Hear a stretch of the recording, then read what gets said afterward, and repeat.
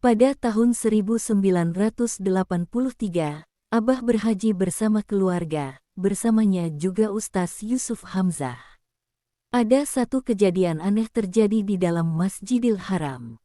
Dikisahkan oleh almarhum Pak Kurnia, bahwa pada saat Abah Anom sudah selesai menunaikan tawaf dan sa'i, tiba-tiba masuk ke pekarangan masjid seorang lelaki yang berjubah yang sangat berwibawa. Dirinya penuh dengan kehaibatan, sehingga hampir semua yang memandangnya akan pasti berdiri tercegah.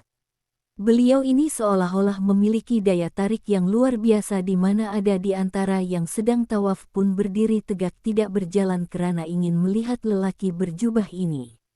Perawakannya lebih tinggi dari ukuran orang Arab, tetapi yang sangat menghairankan, beliau seolah-olah memukau semua yang melihatnya. Dan siapa saja yang melihatnya ingin sungguh mengetahui apa yang akan dilakukannya. Pada saat lelaki berjubah masuk masjid dan menarik perhatian jamaah Al-Haram, beliau menuju langsung ke Abah Anom sehingga orang-orang di keliling Abah Anom terpaku memerhatikannya. Pada saat lelaki ini berhadapan dengan Abah Anom, beliau memberi salam sambil berkata dalam bahasa Arab yang bermaksud, "Aku menyerahkan umatku kepadamu sekarang." Lalu Abah menjawab dalam bahasa Arab, "Saya terima." Kemudian beliau menghulurkan tangannya untuk bersalaman dengan Abah Anom dan beliau juga bersalaman dengan pengiring Abah ketika itu. Kemudian lelaki ini meninggalkan tempat itu dan tiada seorang pun berani mendekatinya karena pancaran kehebatannya. Semua orang yang melihat detik tersebut mulai mengunjungi Abah Anom untuk bersalaman, sehingga boleh dikatakan hampir tercipta tarikan dan rebutan manusia kedua selepas Hajar Aswad. Dalam suasana dilema yang penuh dengan pertanyaan, pengiring Abah Anom tadi bertanya kepada Abah Anom, "Siapa beliau tadi ya Abah?" Abah menjawab, "Ya mungkin saja Al-Khidir alaihissalam."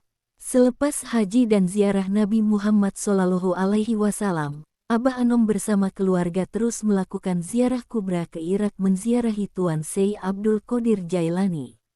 Ada kejadian aneh juga terjadi ketika itu, ketika sedang berzikir di sisi makam Tuan Syekh, anak Abah yang sudah mempunyai ketinggian rohaninya ketika itu dipanggil orang, "Kang Aji." Beliau melihat bintang-bintang di langit berjatuhan dengan banyaknya dan semua yang jatuh itu jatuh ke tubuh Abah Anom. Sehingga seketika tubuh Abah bercahaya dengan terang benderang.